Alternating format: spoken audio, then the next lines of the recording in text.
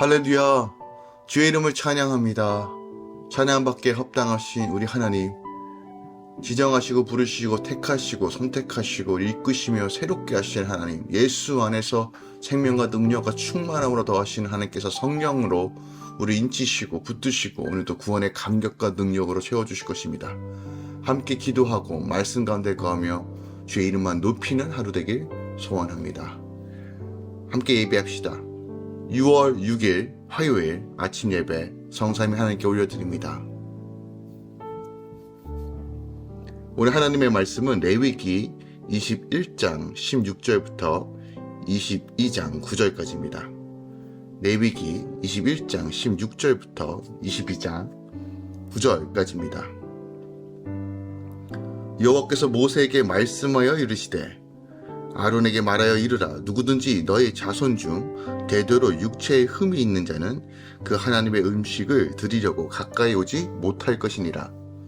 누구든지 흠이 있는 자는 가까이 하지 못할지니 곧 맹인이나 다리 저는 자나 코가 불완전한 자나 지체가 더한 자나 발 부러진 자나 손 부러진 자나 등 굽은 자나 키 못 자란 자나 눈에 백막이 있는 자나 습진이나 버짐이 있는 자나 고안 상한 자나 제사장 아론의 자손 중에 흠이 있는 자는 나와 여호와께 화제를 드리지 못할지니 그는 흠이 있은즉 나와서 그의 하나님께 음식을 드리지 못하느니라.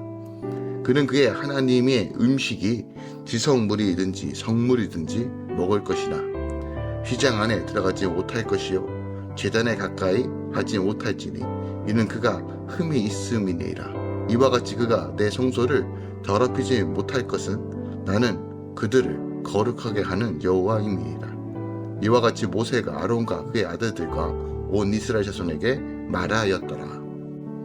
여호와께서 모세에게 말씀하여 이르시되 아론과 그의 아들들에게 말하여 그들로 이스라엘 자손이 내게 드리는 그 성물에 대하여 스스로 구별하여 내 성호를 욕되게 함께 없게 하라. 나는 여호와이니라. 그들에게 이르라. 누구든지 내 자손 중에서 대대로 그의 몸이 부정하면서도 이스라엘 자손이 구별하여 여호와께 드리는 성물에 가까이 하는 자는 내 앞에서 끊어지리라. 나는 여호와이니라. 아론의 자손 중 나병 환자나 유출병자는 그가 정결하기 전에는 그 성물을 먹지 말 것이요 시체 부정에 접촉된 자나 설정하는 자나 무릇 사람을 부정하게 하는 벌레에 접촉된 모든 사람과 무슨 부정이든지 사람을 더럽힐 만한 것에 접촉된 자 곧 이런 것에 접촉된 자는 저녁까지 부정하니 그의 몸을 물로 씻지 아니하면 그 성물을 먹지 못할지며 해 질 때야 정하리니 그 후에야 그 성물을 먹을 것이니라. 이는 자기의 음식이 됨이니라. 시체나 찢겨 죽은 짐승을 먹음으로 자기를 더럽히지 말라. 나는 여호와이니라. 그들은 내 명령을 지킬 것이라. 그것을 속되게 하면 그로 말미암아 죄를 짓고 그 가운데서 죽을까 하노라. 나는 그들을 거룩하게 하는 여호와이니라. 아멘. 하나님의 말씀입니다. 하나님께서 제사장의 신체 조건을 말씀하시며 그 집문을 할 수 있는 자와 그렇지 못한 자를 구별하라고 말씀하시죠. 또한 제사장은 성물을 먹는 규례를 지켜 여호와의 성물을 욕되게 하지 말아야 해요. 제사장은 이런 명령을 어겨 자신을 속되게 하는 죄를 지으면 안 된다라고 명령하십니다. 오늘 본문은 신체 조건, 즉 제사장의 신체 조건, 규례에 대한 것이고요. 하나님은 육체에 흠이 있는 자는 제사장으로서 하나님을 섬길 수 없다라고 말해요. 그러니까 이러한 규례는 하나님을 가까이 함에 있어서 가장 가까이서 섬기는 제사장들이 철저하게 성결을 강조하기 위하여 한시적으로 주어진 의식법이고요. 오늘날에는 그런 구속법은 없죠. 이것에 대한 어떤 영향이나 이것을 꼭 지켜야 된다는 그런 법은 지금 현재는 없습니다. 그럼에도 불구하고요. 오늘 이 영적 제사장인 우리가 하나님 앞에 섬기는 자로서 어떻게 섬겨야 하는지, 거룩한 자로 어떻게 구별돼야 하는지를 가르쳐주고 있다라고 우리가 볼 수 있습니다. 또한 22장 1절부터 9절까지의 내용을 간단하게 좀 살펴보면 하나님께 드리는 이 성물에 대한 겁니다. 어떻게 구별되게 하나님께 드릴 것인가, 그것에 대해서 분명하게 가르쳐주고 있는 것을 우리가 확인해 볼 수 있습니다. 그렇다면 오늘 본문을 통해서 우리가 더 어떻게 주님을 섬겨야 할 것인지를 함께 더 깊이 살펴보기 원합니다. 먼저 절별로 좀 살펴보겠습니다. 21장 16절부터 24절 말씀을 함께 좀 살펴보면요, 하나님은 육체에 흠이 없는 제사장만이 휘장 안에서 제사장의 직무를 할 수 있다고 말해요.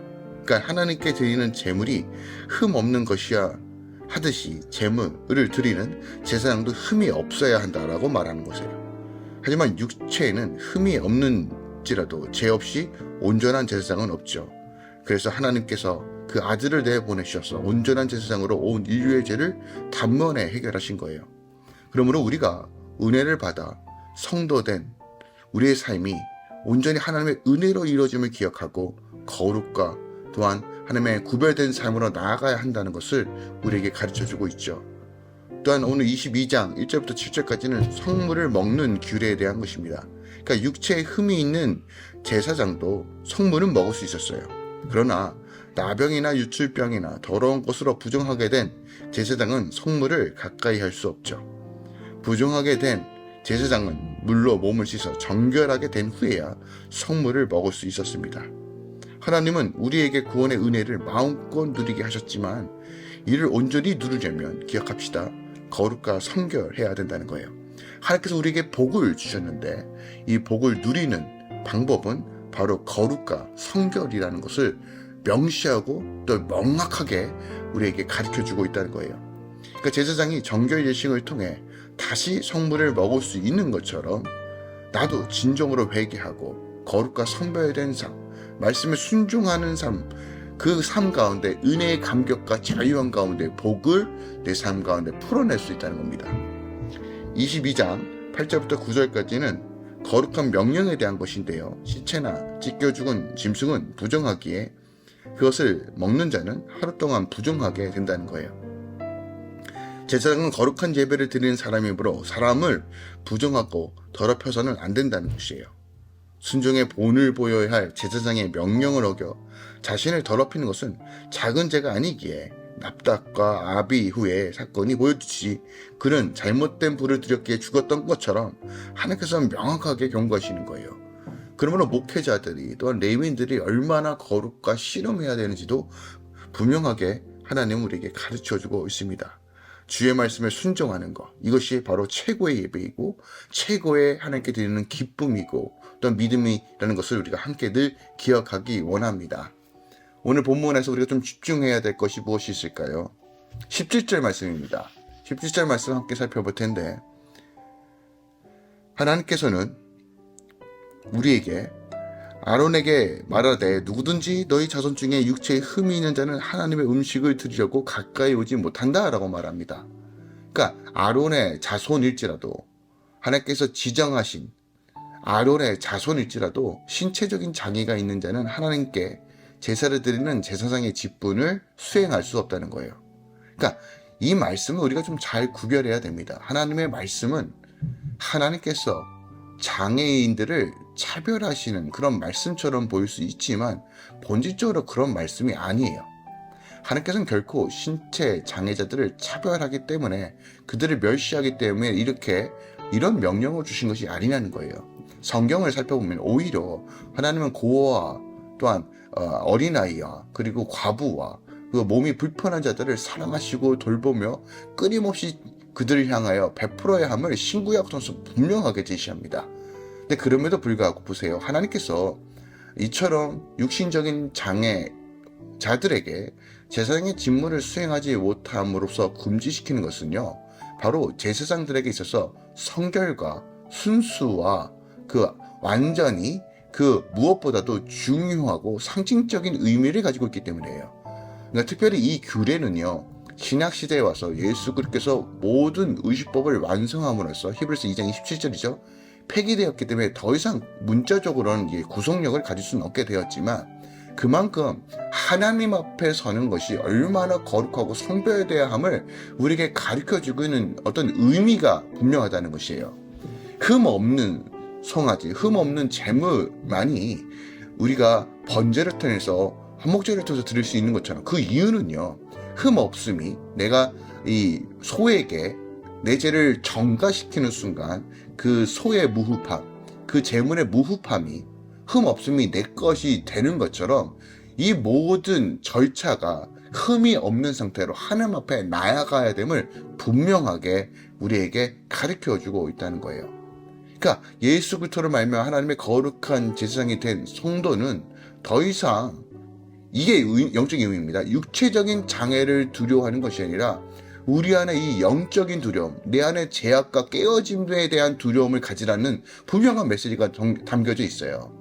그러니까 우리가 하나님 앞에 섰을 때 두렵고 떨림으로, 내가 온전한 회개함으로, 또한 우리가 예배 가운데 그냥 무분별하게 그냥 아무 의미 없이 형식적으로 주님 전에 오는 것이 아니라 두렵고 떨림으로 나의 죄를 사하시고 나를 자유케 하시는 그 하나님을 향하여 온전한 자세로 나가야 된다는 것이에요. 그런데 이것은 우리가 교회를 올 뿐만 아니라 예배를 드릴 뿐만 아니라 우리 삶의 모든 영역에서 내가 하나님 앞에서 거룩하고 성배된 삶을 살겠다는 결단과 그리고 삶에 적용해서 우리가 이 의미를 찾아볼 수 있다는 겁니다. 육신이 어렵고 장애가 있더라도 우리는 얼마든지 하나님을 믿고 섬길 수 있어요. 오히려 육체의 결함 때문에 더욱 하나님을 신뢰할 수밖에 없습니다. 저도 왼쪽 눈에 조금 장애가 있지만 이것으로 인하여 예수를 영접하게 되었고 주님을 만나는 통로가 되었고 또 우리의 가정이 목회자 가정이 되었을 수 있었던 하나님의 놀라운 은혜의 통로가 되었습니다. 그러니까 육신의 장애의 문제가 아니라요, 지금 이 문제, 이 본론에, 이 본문에서 우리에게 가르쳐주고 있는 것은 우리가 하나님 앞에 서기 위해서 육신적인 장애가 아니라 영적인 장애로 남아있는 상태인가, 혹은 영적인 장애로 지금 살아가고 있는 자들에게 하나님 나라를 어떻게 제시할 것인가, 또한 하나님 나라를 제시하는 자의 삶은 어떠한 모습으로 살아야 하는가를 우리에게 가르쳐주고 있는 본문이라는 겁니다. 그러므로 우리가 두려워해야 할 것은 육신적인 장애가 아니라, 육신적인 어긋남이 아니라 하나님 앞에 온전히 서지 못하는 내 안에, 혹은 예수 밖에 내 삶을 끌어내려고 하는 내 죄성과 내 미혹됨과 사단의 전략에서 내가 얼마나 깨어있고 내가 철저히 주님께 붙어있는 삶을 사는가에 대한 진지한 고민에서부터 우리가 시작돼야 된다는 것이에요. 특별하게 저는 하나님 안에, 예수 안에 거하는 삶이 어떤 경계선, 즉 예수 안과 그 밖에 그 경계선 애매모호하게 있는 삶이 아니라 더 가깝게 하나님 앞에 거하는 삶, 이것이 영적 제사장의 삶이라는 것을 우리가 기억하기 원합니다. 머뭇거리지 마시고 우리가 예수 안에만 구원이 있고 예수 안에만 하나님의 나라가 있음을 기억하며 거룩과 성별의 삶으로, 말씀에 순종하는 삶으로 오늘도 믿음으로 걸어가는 하루가 되어야 한다는 것이죠. 또한 우리가 또 주목해야 될 말씀은 오늘 2절, 그러니까 22장 2절 말씀입니다. 하나님께서 이렇게 말씀하세요. 아론과 그의 아들들에게 말하여 그들로 이스라엘 자손이 내게 드리는 그 성물에 대하여 스스로 구별하여 내 성호를 욕되게 함이 없게 하라. 나는 여호와다라고 말해요. 그러니까 하나님께서 제사장들에게 이스라엘 백성들이 하나님께 드리는 성물에 대하여 스스로 구별하라고 명령하세요. 그러니까 성물을 먹는 제사장들은 반드시 자신이 과연 하나님께 드려졌던 거룩한 성물을 먹을 수 있을 만큼 성결한 자인지를 스스로 돌아보라는 말씀이죠. 그러니까 하나님께서 이처럼 제사장들에게 음식을 주신 성물을 거룩하게 취급하실 것을 명하시고 계시는데, 그 이유는 그 성물은 바로 거룩하신 하나님께 드려진 하나님의 소유물이기 때문에 그래요. 그러니까 성물이 거룩하신 하나님의 소유물이기 때문에 결코 소홀히 취급해서는 안 되며 오직 하나님의 영광을 위하여 일하는 성결한 제사장들이 음식으로 거룩하게 사용되어야 한다는 것이에요. 자, 그렇다면 이 원리를 오늘날 어떻게 적용해 볼까요?